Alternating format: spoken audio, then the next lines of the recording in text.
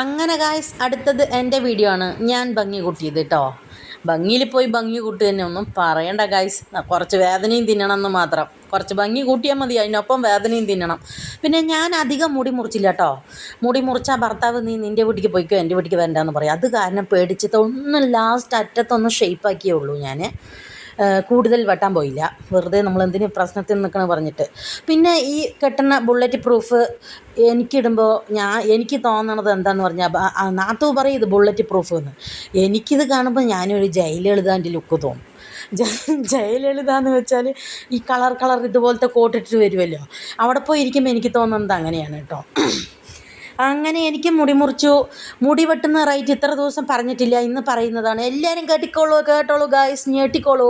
300 രൂപ കേട്ടോ, ഒരാൾക്ക് 300 രൂപ. യു കട്ടിന് 300, പിന്നെ സ്റ്റെപ്പ് കട്ടാണെങ്കിൽ അതിനനുസരിച്ച് കൂടും. പിന്നെ ഇത് ഞാൻ സുന്ദരിയായിരിക്കണു ഗായ്സ്. എനിക്ക് തന്നെ ഞാൻ തന്നെ ഒന്ന് ഞെട്ടിപ്പോയി ഗായ്സ്, ഞാൻ തന്നെയാണോ ഇതെന്ന്. അപ്പോൾ എല്ലാവർക്കും ഒരു നേട്ടൽ വന്നു. അവരങ്ങനെ ഹെയർ സ്റ്റൈലൊക്കെ ചെയ്ത് തരുമ്പോൾ നമ്മൾ ഓട്ടോമാറ്റിക്കായിട്ട് ഒന്ന് പൊങ്ങുമല്ലോ ഗായ്സ്. അങ്ങനെ അതാണ് സംഭവം കേട്ടോ ഇവിടെ നടന്നതും. അങ്ങനെ മുടി മുറിക്കണ ഉള്ള ഫീസ് വന്ന് 300 അപ്പോൾ നന്നായി വെട്ടിത്തരുന്നുണ്ട്, വേണ്ടിയവർ പോകുക. അപ്പോൾ എൻ്റെ വീഡിയോ ഇത്രയേ ഉള്ളൂ. ഞാൻ അടിപൊളിയായിട്ട് ലുക്കിൽ വീഡിയോ നിൽക്കുന്നതാണ് അടുത്തത്. അത് ഇതിൻ്റെ കൂടെ ആഡ് ചെയ്തിട്ടുണ്ട്. അങ്ങനെ നമ്മുടെ ദിലീപേട്ടൻ സൂപ്പറായിട്ട് വെട്ടി തന്നിട്ടുണ്ട്. സിനിമ നടൻ ദിലീപല്ല കേട്ടോ, നമ്മുടെ മുടി വെട്ടുന്ന ദിലീപ്.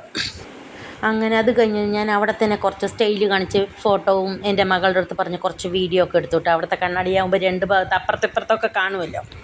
അങ്ങനെ വീഡിയോ ഒക്കെ എടുത്തു. അപ്പോൾ എൻ്റെ വീഡിയോസൊക്കെ എങ്ങനെയുണ്ട് എന്ന് പറയണം.